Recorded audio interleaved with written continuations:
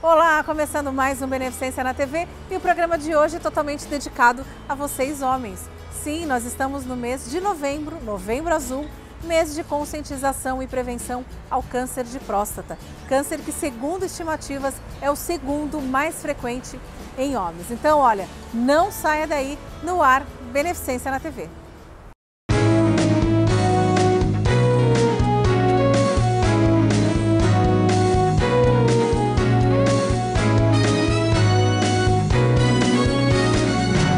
Beneficência na TV.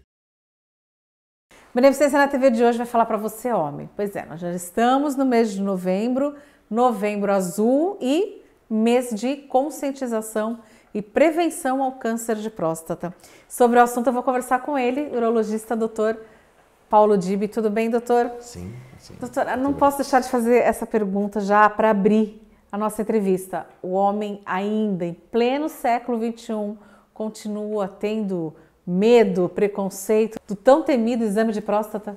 Sim, os mais machões e os mais idosos ainda têm preconceito, mas diminuiu bastante em relação ao que era há 30 anos atrás, por exemplo. Mas é um exame necessário, né, doutor? Não tem como o homem fugir. É necessário, ele dá diagnóstico em 25% das vezes e somado ao PSA chega a 40% das vezes o diagnóstico com toque e PSA. Qual a idade certa para se começar a fazer um exame desse? A partir dos 40 anos. Existem, até a própria Sociedade Brasileira de Urologia fala em 50 anos, mas isso foi uma atitude para diminuir a pressão em cima dos órgãos públicos de saúde, né, do SUS. A incidência dos 40 aos 50 é muito baixa, então de uma forma social se fala em fazer o diagnóstico a partir dos 50 anos. Mas o correto é a partir dos 40 anos, porque as descrições de câncer de próstata, de incidência, começam a partir de 40 anos. Eu mesmo já operei paciente com 42, com 43, com 45, então acho que é importante a partir dos 40 anos, pelo menos o PSA e claro, né, quem não tiver nada contra o toque retal. PSA seria um exame de sangue. E aí o outro complementar seria o exame de toque. Que a gente tão temido. Chama de exame digital da próstata, que é o toque retal, como vocês chamam popularmente, mas que são importantes. O que a gente quer deixar bem claro é que nenhum médico vai te obrigar a fazer o toque retal. Então, se a pessoa tiver grande preconceito, pelo menos que ela vá fazer o PSA.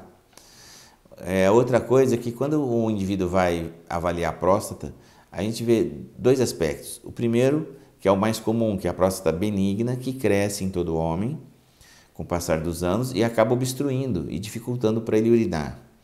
Então, o indivíduo que tem jato fino, que vai toda hora ao banheiro, que tem dor para urinar, que demora para esvaziar a bexiga e que à noite levanta muitas vezes, por exemplo. Então, a gente vai ver se essa próstata é obstrutiva ou não, que isso é muito comum. Mais de 30% dos homens, entre 55 e 65 anos, vão ter alguma coisa desse tipo. A segunda coisa que nós pesquisamos, que é tão importante quanto, é o câncer de próstata e que se torna mais importante no sentido de que você pode curar esse indivíduo se você pegar o câncer logo no início. Ele é a segunda maior causa de morte no Brasil, nos homens, é o câncer de próstata. Sim, a segunda. Agora, doutor, uma vez diagnosticado um câncer de próstata já logo no início, as chances de cura dele poder depois ter uma vida normal são bem maiores do que fazer um diagnóstico já mais demorado. Sim. Se você pegar o câncer de próstata no início, você cura o indivíduo. Ele é um câncer que tem uma história favorável.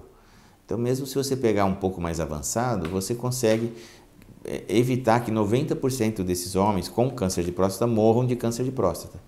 Ou seja, ele é um tumor que você consegue, em 90% das vezes, administrar a evolução e o paciente, por já ter idade, vai levando isso até o final da vida e esse final é por outras doenças. Não é tão agressivo. Então. Não é tão agressivo, desde que tratado.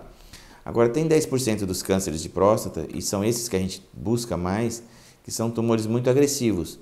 Se você não operar esses indivíduos, se você não remover a próstata, eles vão ter em torno de 1 a 2 anos de vida. Então, esses 10% que a gente chama de cânceres indolentes são cânceres que não respondem a nada. Você tem que operar, pegar no início e operar e tirar a próstata. Agora, os homens que devem estar assistindo falam assim, mas para quê? Às vezes a mulher fala, vai fazer o exame, né? Não só em novembro, né? No chamado Novembro Azul, mas acho que em todos os meses do ano. Mas eu não sinto nada, para que eu vou fazer o exame? Eu estou bem, urino normal, tenho ereção normal, não tenho nada. Ele dá sinais, doutor? Ele dá alguns sintomas? Não, justamente essas doenças de check-up, então na mulher colo uterino e mama e no homem próstata, são doenças de check-up, assim como o câncer de cólon, né, do intestino grosso, eles só vão dar sintomas quando estão muito avançados. E aí você não cura mais o indivíduo. Então, se você pegar um câncer de colo no início, você só raspa e curou. Você só vai acompanhar. A próstata é a mesma coisa. Se você pegar no início, você vai lá, opera e curou o indivíduo. No caso de próstata, você não precisa nem fazer quimioterapia, nem radioterapia, se você pegar no início. E a cirurgia hoje, você tem a opção de fazer por videolaparoscopia ou por robótica, você diminui muito a chance de qualquer efeito colateral negativo, por exemplo, incontinência ou impotência, diminui muito com a videolaparoscopia ou com a robótica. Então esse indivíduo tem que buscar isso porque ele vai continuar a vida dele normal depois da cirurgia, né? Em contrapartida, se ele tiver um câncer agressivo e não for atrás do médico, ele vai sofrer muito. Então é obrigatório que a partir dos 40 o homem faça o check-up de próstata. Tanto depois do exame como depois de uma cirurgia, o homem não deixa de ser homem por causa de um câncer de próstata ou de um exame de toque. Porque eu acho que o maior medo deles é quando leva para o lado ereção, de que o homem não vai mais ter ereção, pode prejudicar. Isso é mito, doutor? Prejudica a ereção de um homem, no caso, pós-cirurgia? Olha, a cirurgia por via aberta tem uma incidência alta realmente de disfunção erétil, né? Que popularmente se falava impotência, porque você trabalha do lado do nervo que provoca ereção. Então é muito complicado, porque você identifica o nervo em algumas partes do trajeto, mas você não consegue ver o nervo no trajeto todo.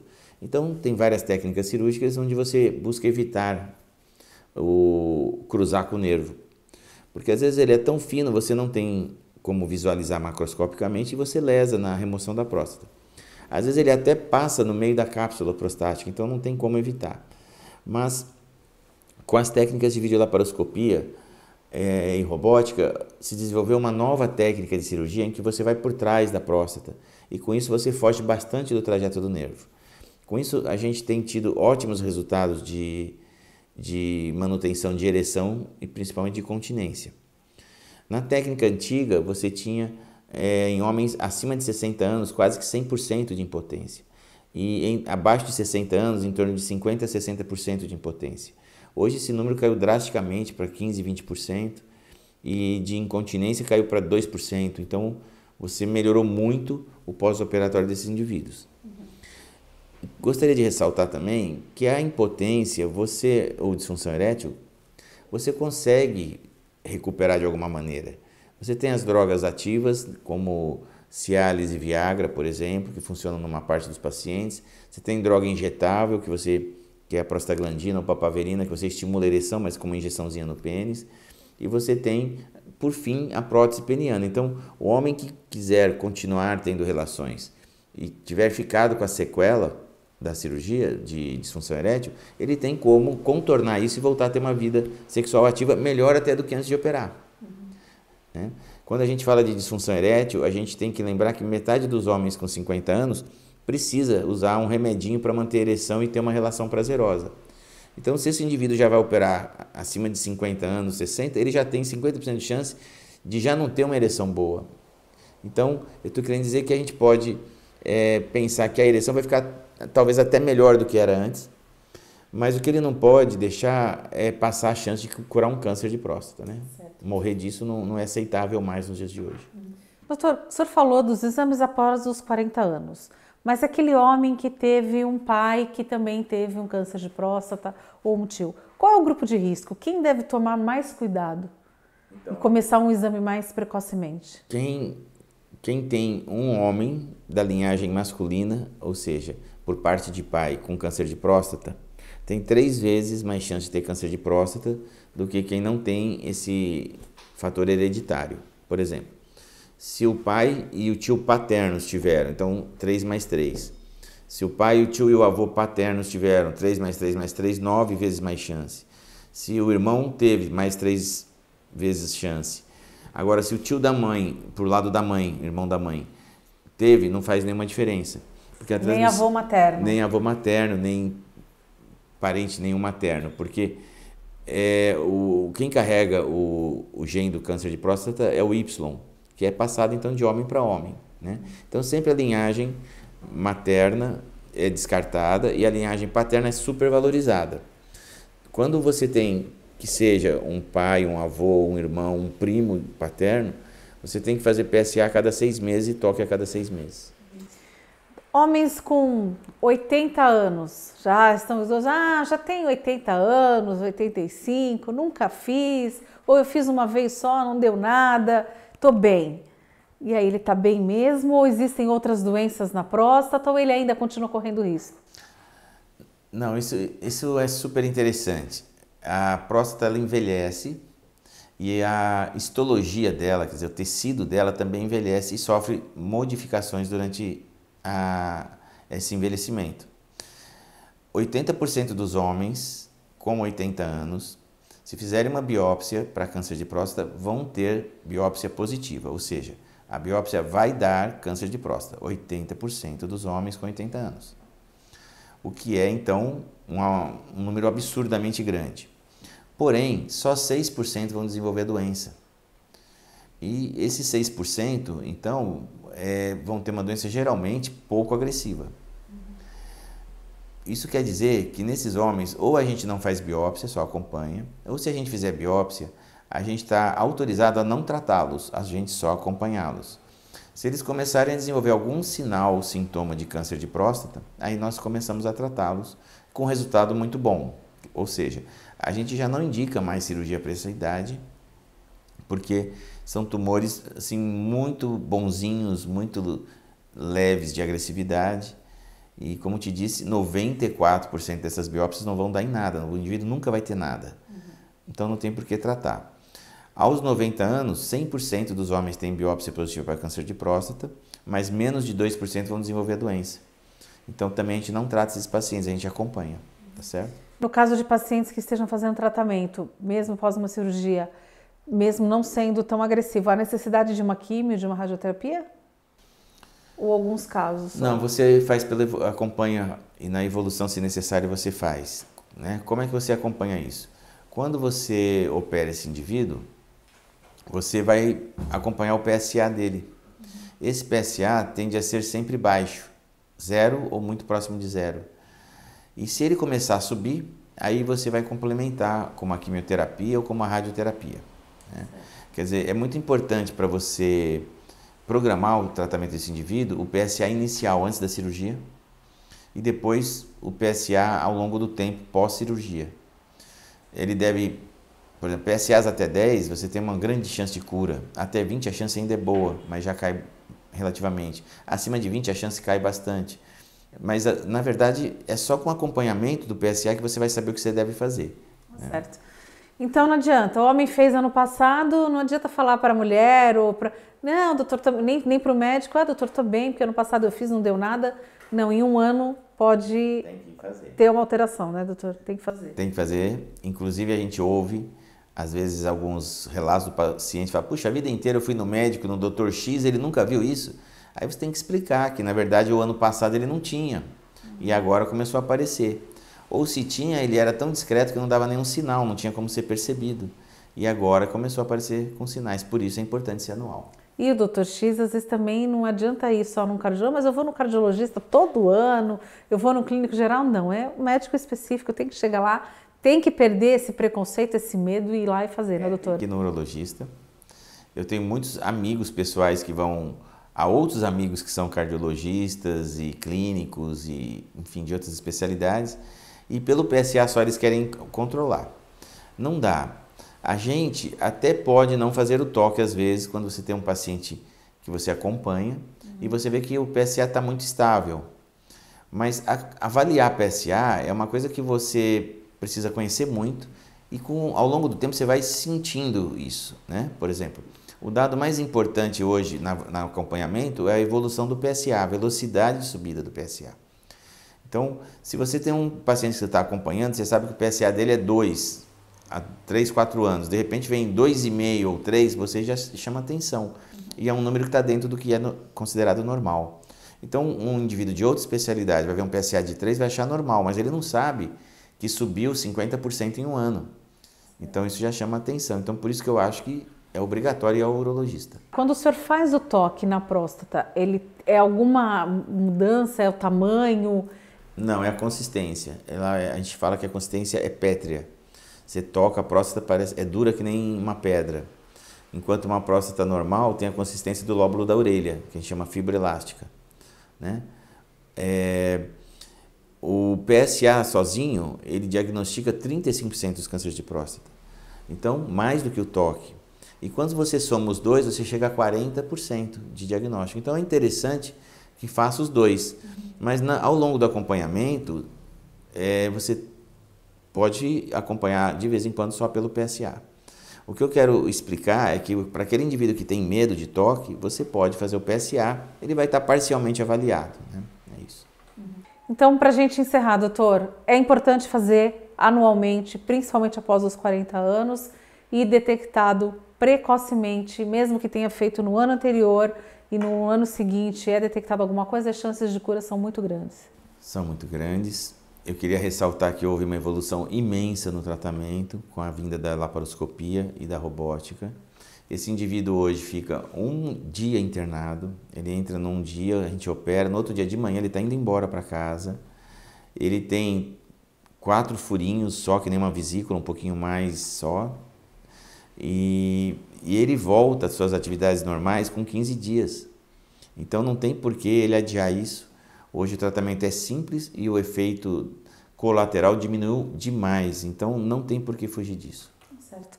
Doutor, obrigada pela sua participação. Então eu queria que o senhor deixasse um recado, então, para aquele homem que está lá, a mulher está insistindo dele procurar um médico e ele está arredio e não está querendo ir, doutor. Eu acho que é mais fácil deixar o recado para as mulheres. Mande seu marido vir aqui, porque a gente sobrevive graças às mulheres. Elas obrigam os homens. Eles vão sempre adiando, sempre achando uma coisa para pôr no lugar da importância de vir ao médico. Certo. E nada como fazer o exame, sair de lá com o resultado depois positivo. E no caso de um negativo, olha, é começo, dá para a gente tratar e tá tudo certo e vida normal, né? Até o nosso discurso, antes era muito triste você dizer para o indivíduo, puxa, sua biópsia deu positiva. Hoje você já diz assim, ó, a sua biópsia deu positiva, mas você vai fazer uma cirurgia, ficar um dia no hospital e você vai sair curado e voltar para a tua vida normal. Então melhorou muito. Tá certo. Obrigada mais uma vez, doutor. E olha, tá aí, ó, homens. Tá dado o recado, mulheres também, façam seus homens procurar um médico e fazer, que a prevenção está acima de tudo. No próximo bloco eu volto com mais Beneficência na TV. Até já. Estamos apresentando Beneficência na TV. A Sociedade Portuguesa de Beneficência é referência no atendimento médico-hospitalar. São dezenas de especialidades médicas, centro cirúrgico capacitado para cirurgias de todos os graus de complexidade, apartamentos totalmente climatizados, exames de imagem, hemodinâmica, centro cirúrgico oftalmológico, pronto-socorro. A humanização e a excelência no atendimento são as bases de atuação da Sociedade Portuguesa de Beneficência. Voltamos a apresentar Beneficência na TV.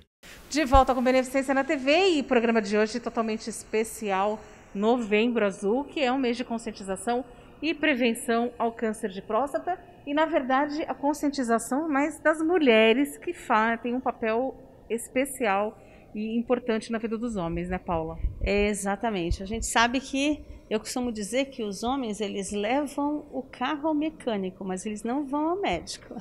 Então, esse é um papel muito mais de conscientização das próprias esposas, né, das mulheres, das mães, né, para que essa prevenção ela possa acontecer. É algo bastante sério, né, e a gente procura trazer uma ideia mais descontraída até para essa campanha, como foi esse ano, essa imagem do homem forte que corre para cuidar da sua própria saúde, né? com o tema Uma Corrida Preventiva pela Vida, que, diferente do ano passado, que foi o evento, nós realizamos ali o Fala Garoto, para quem você tira o chapéu, foi algo super descontraído, os pacientes amaram, tivemos aí a casa cheia, vamos dizer assim, né, no Salão Nobre. Mas esse ano, por conta da pandemia, a gente está mais recuado, mais limitado para poder realizar todas as coisas.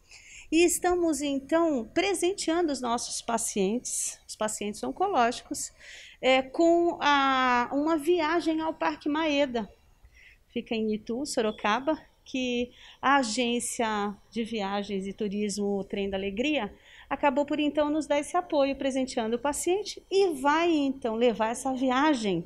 O paciente que completar essa frase aqui, ó, uma corrida preventiva pela vida, a melhor frase, vai estar concorrendo a essa viagem que vai acontecer no dia 13 de dezembro, com direito a acompanhante. Então foi uma forma que a gente encontrou aí de presenteá-los. Teremos a nossa live aí com o Dr. Hilário também, que vai estar tirando as dúvidas acerca de toda essa prevenção do câncer de próstata, enfim, de dúvidas que eles acabam por ter mesmo.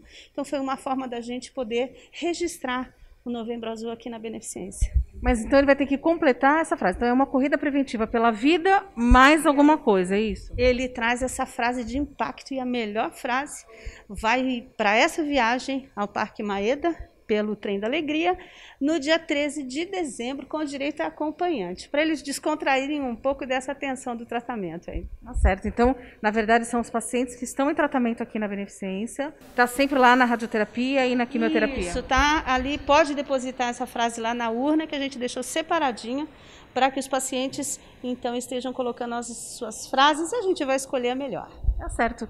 Paula, obrigada mais uma vez aqui. Infelizmente, esse ano a gente não pôde fazer o evento do ano passado, né? Que Somos teve tão também festeiros, né? Tão difícil, mas a gente está aí dentro das normas todas, tudo se faz necessário, nós cremos que isso tudo já vai passar, né? Estamos aí com muita fé e otimistas, mas a gente precisa se adequar a esse momento.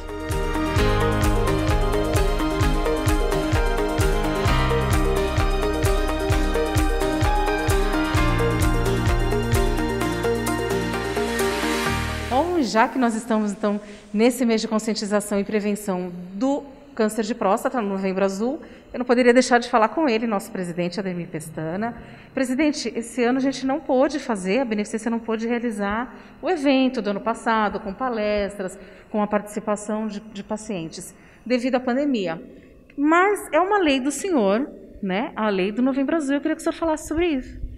Então, Cris, é assim, uma lei minha também, né? Na realidade, a gente trouxe para Santos esta lei, porque passou a ser uma lei nacional. E quando você faz uma lei dentro do município, você obriga o poder municipal a fazer toda essa campanha de prevenção, a cumprir a lei, né? Porque você determina e passa a ser uma obrigação do município trazer esta lei em defesa das pessoas, da longevidade e da saúde. Então, e aqui na Beneficência, no ano passado, nós fizemos várias palestras no nosso Salão Nobre, né? Porque é um hospital oncológico aí, onde a gente tem radioterapia, quimioterapia, cirurgias, enfim. A Beneficência é muito forte em defesa da vida na parte oncológica, tanto no Outubro Rosa, né, que nós também não fizemos esse ano, como no Novembro Azul. Mas estamos aí com todos os nossos colaboradores, todos com a camisa azul, né, com esta máscara que eu estou também, divulgando, passando a informação pela mídia, os nossos colaboradores compartilhando nas suas redes sociais. Vamos fazer alguma coisa em alguns veículos de televisão, alertando as pessoas, né, Cris? Então é isso, é triste pela pandemia, não poder fazer aqui um evento, né? Mas estamos aí trabalhando num evento, nas redes sociais, a melhor frase aí vai concorrer a uma passagem, uma viagem também, para motivar as pessoas a comentar e formar grupo em defesa da vida, como eu falei. Porque aquele homem que não quer fazer o teste, ele deixa de ser, assim, vamos dizer, um irresponsável com a própria família. Porque se ele tem algum problema e na prevenção ele pode ser curado, se ele não fizer isso, ele vai ter problemas futuros. É o que eu falo, em longevidade, ele vai viver menos, e vivendo menos, ele está trazendo problema para a família dele. Então, tem que ser responsáveis com relação ao cuidado da saúde, não custa, né? É uma coisa sintomática, a pessoa não percebe. Por isso que o médico é o grande orientador. E ele vai sair com mais informações, né? Sobre a sua conduta, sobre a sua idade, né? Sobre comportamentos, ele vai sair com outras informações. Então, é importante que o homem faça, e é importante a atuação da mulher como orientadora. Presidente, obrigada pela sua participação. E eu queria que o senhor encerrasse comigo, porque esse programa de hoje é o programa de número 100. Olha só, 100. Que número bonito, né? Então, Cris, a gente fica feliz, né? Que nós já tivemos o programa em outros momentos, né? E depois voltamos, porque sabemos da importância da prevenção. Senão também não teríamos um programa de televisão. Nosso programa é todo voltado à informação médica, às prevenções, né? Mostrando a participação social da beneficência e divulgando o nosso hospital. E eu acho que você, Cris, tirou o máximo. Eu acho que um programa que poderia ser um programa um pouco mais tímido, vamos dizer assim, né? Não, mas você tirou o máximo, né? A gente tem grandes programas aí, e a gente hoje que acompanha milhares de canais que tem nas redes fechadas, né? A gente percebe que o programa é muito bom, é um programa bom, gostoso de ouvir, gostoso de ver, simples, perguntas de fácil entendimento para as pessoas. Então, Cris, você está de parabéns, a Beneficência está de parabéns por completar 100 programas, e você começa a se tornar aí uma jornalista, uma apresentadora também da área médica, né? Porque vocês não percebem, mas a Cris, quando vai entrevistar um médico, são várias especialidades, ela se prepara, ela tem que ler, ela tem que dedicar o seu tempo, e com isso ela vai aprendendo. Então, muito legal, parabéns você, parabéns para a Beneficência Portuguesa, né? Ao Leandro, que está aqui atrás também, nosso companheiro, o nosso cameraman, né? O nosso produtor do programa, muito bom, parabéns a todos mesmo, e vamos chegar aos 200, aos 300, rumo aos 200, vamos trazer aí programas da capital, de outros hospitais, né? É muito bom trazer essas informações aí para o nosso povo aqui santista, né? A cidade maravilhosa de se viver, né? Obrigada, presidente, mais uma vez. Eu que agradeço a oportunidade de estar fazendo esse programa aqui. Eu vou encerrar, que acho que o nosso tempo... O Leandro já falou do Leandro, o Leandro já está lá. Encerra. Obrigada mais uma vez pela oportunidade. Obrigada, Leandro. E obrigada a você que está sempre com a gente aqui. Já sabe, ó, quer acompanhar esse ou outros programas, nossos endereços estão aparecendo no seu vídeo. Na próxima semana, a gente volta para mais um Beneficência na TV. Até lá.